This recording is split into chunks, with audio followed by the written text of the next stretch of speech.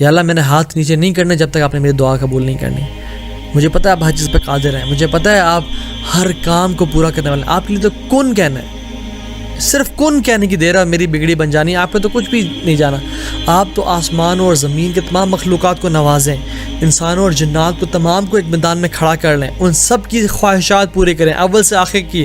آپ کے خزانوں میں اتنی کمی نہیں ہوتی جتنی کمی سمندر میں اگر ایک تیلی ڈالی جائے نا, ایک سوئی ڈال کے نکال لی جائے, جتنی کمی اس سمندر میں ہوتی ہے اتنی بھی کمی آپ کے خزانوں میں نہیں ہوتی. یا اللہ آپ میری دعا قبول فرما لیں. اینڈ میک دعا لائک کڈز کرائے. اور ہم کیا بات کریں آج, how to get closer to Allah سبحانہ و تعالیٰ, how to be with Allah سبحانہ و تعالیٰ again. And the best thing is make دعا فار اللہز لو. اللہم انی اسألک حبک, یا اللہ میں آپ کی محبت کا سوال کرتا ہوں. وحب من یحبک, اور ان کی محبت کا جن سے آپ محبت کرتے ہیں. وحب عمل یقربنی الی حبک, اور ان اعمال کی محبت کا آپ سے میں سوال کرتا ہوں جو مجھے آپ سے قریب کر دیں. So make this dua consistently. اللهم إني أسألك حبك وحب من يحبك وحب عمل يقربني إلى حبك.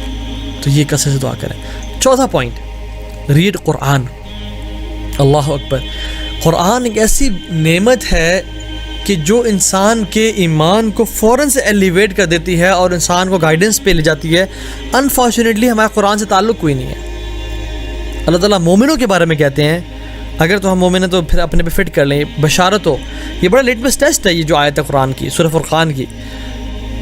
انما المؤمنون الذين اذا ذکر اللہ وجلت قلوبهم واذا تليت عليهم آیاته زادتهم ایمانا وعلى ربهم يتوکلون.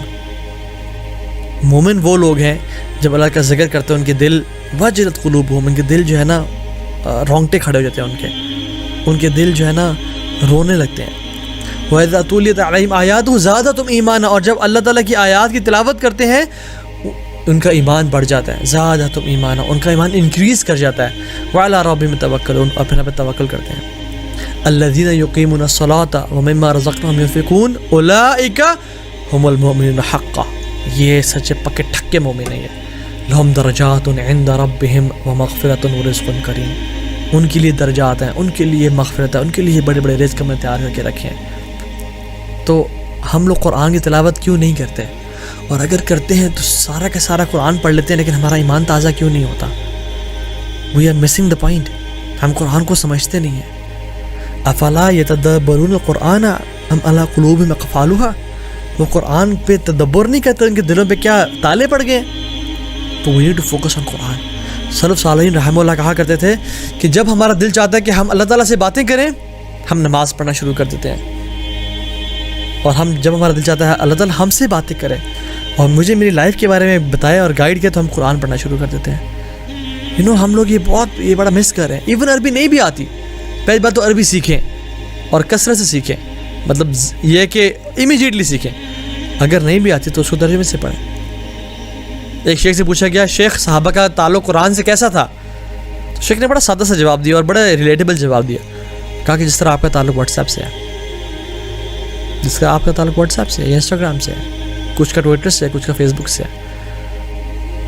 جتنا آپ اوپن واٹس ایپ کرتے ہیں فریکوینٹلی, جتنا آپ فریکوینٹلی اپنا ٹویٹر یا واٹس ایپ یا انسٹاگرام اوپن کرتے ہیں, اتنا فریکوینٹلی صحابہ قرآن اوپن کیا کرتے تھے. اور کتنی شرم کی بات ہے کہ واٹس ایپ فیس بک کے ساتھ ہی قرآن کی اپلیکیشن ہوتی ہے. مہینے گزر جاتے ہیں, ہم اس کو کلک نہیں کرتے اور ہم ان کو کلک کرتے ہیں. قرآن شکایت کر رہا ہے قیامت کے دن ہماری. حالانکہ فرمایا خیرکم من تعلم القرآن وعلمہ, تمہیں سے بہترین وہ ہے جو سیکھے اور سکھائے. اور آپ کو پتہ ہے جو قرآن کو اپنا حصہ بناتے ہیں لائف کا اور کو سمجھتے ہیں, وہ اتنا اللہ سے ڈیپ کنیکشن اور کلوز فیل کرتے ہیں. اللہ تعالیٰ نے ان کو اپنی فیملی کہا ہے. اللہ جل وعلا نے ان کو اپنی فیملی قرار دی ہے. اللہ کی فرمایا ان اللہ اہلین من الناس, اللہ تعالیٰ کی کچھ فیملیز ہیں لوگوں میں سے. قالوا یا رسول اللہ من ہم, کون ہے وہ لوگ یا رسول اللہ؟ انہوں نے کہا ہم اہل القرآن و خاصہ, اہل القرآن اہل اللہ و خاصہ, کہ جو اہل القرآن ہے یہ اہل اللہ ہیں, یہ اللہ تعالیٰ کے فیملی والے ہیں. اس کا مطلب یہ بالکل نہیں ہے کہ والعیاذ باللہ کہ اللہ تعالیٰ نے لم یلد ولم یولد, لیکن اللہ تعالیٰ نے ان کو ایک طرح سے عزت اور توقیر بخشی کہ یہ میرے قریبی لوگ ہیں. اہل القرآن و خاصہ, جو قرآن والے ہیں, جو قرآن کو پڑھ کے رکھتے ہیں اور جو قرآن کو ریشم کے لباس میں لپیٹ کے اور چوم کے اور الماری کے پیچھے اوپر ڈال دے اور اس پہ مٹی پڑی رہے کھولے نا، یہ اصل بے ادبی ہے قرآن کی. اور اللہ کے نبی صلی اللہ علیہ وسلم قیامت کے دن شکایت کریں گے، وقال رسول یا رب انی قوم اتخذوا هذا القرآن مہجورا، بے شک میری قوم نے قرآن سے ہجرت کر لی تھی، قرآن کو چھوڑ دیا تھا. ہم لوگ کیا سمجھتے ہیں قرآن پہ پیٹ کرنا چاہیے، بڑی بے ادبی ہے، بڑی بے ادبی، قرآن کو پاکٹ میں ڈالنا بڑی بے ادبی ہے.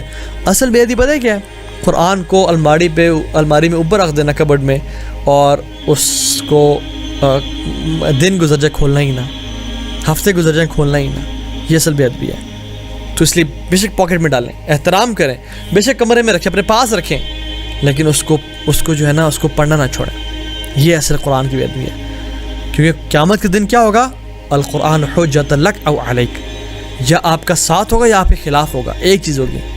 میں اور آپ سے ابھی ذرا رکے ایک سیکنڈ کے لیے سوال کریں، کیا میری جو کرنٹ اسپریچول اسٹیٹ ہے، کیا قرآن میرے ساتھ ہوگا یا خلاف ہوگا اگر مجھے آج رات موت آ جاتی ہے تو؟ اللہ مستعان. کیونکہ یہ قرآن ہے، واللہ ہم نے اس کو چھوڑا ہم ذلیل و خوار ہو گئے. ان اللہ یرفع بہذا الکتاب اقواما ویضع بہ آخرین. اللہ تعالیٰ اس کتاب کے ذریعے قوموں کو اٹھاتے ہیں اور اس کتاب کے ذریعے قوموں کو گراتے ہیں. صحیح مسلم کی روایت ہے. تو قرآن کو اپنا ساتھی بنائیں، اس کو ٹائم دیں، اس کو اردو میں ٹرانسلیشن ساتھ پڑھیں. آپ یقین جانیں you will feel amazed, you will fell out of this world. آپ کا ایمان ایسے بوسٹ اسٹیرائڈ پہ آ جائے گا ان شاء اللہ تعالیٰ.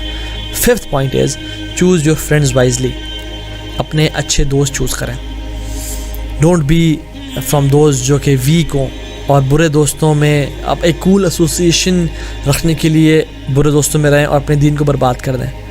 عقبہ بن ابی معیط، یہ ایک شخص تھا جو کہ کافر تھا. اس نے اللہ کے نبی صلی اللہ علیہ وسلم کو کھانے کی دعوت دی. تو رسول صلی اللہ علیہ وسلم کے صحابہ نے کہا کہ اللہ کے نبی صلی اللہ علیہ وسلم صرف اس کے پاس جاتے ہیں جو کہ کلمہ گو ہو، مطلب اس کے پاس آئیں گے، اگر تم کلمہ پڑھ لیتے ہو پھر تمہاری دعوت قبول کریں گے. ویسے تو اللہ کے نبی صلی اللہ علیہ وسلم نے یہودیوں کی بھی دعوت قبول کی، لیکن سنس شروع کے ٹائم کی بات ہے تو صحابہ نے کہا کہ تم کلمہ پڑھ لیتے ہو ایز دعویٰ کہ شاید اسی وجہ سے کلمہ پڑھ لے اور اسلام میں قریب آ جائے. تو نہیں، اللہ کے نبی تمہارے گھر آ جائیں گے صلی اللہ علیہ وسلم. تو وہ جب رسول اللہ صلی اللہ علیہ وسلم آ گئے تو انہیں پوچھا تم کیا کلمہ پڑھتے ہو؟ انہوں نے کہا اشہد اللہ الہ الا اللہ واشہد ان محمد رسول اللہ. وہ بڑے خوش ہوئے، انہیں کھانا کھا لیا اور چلے گئے.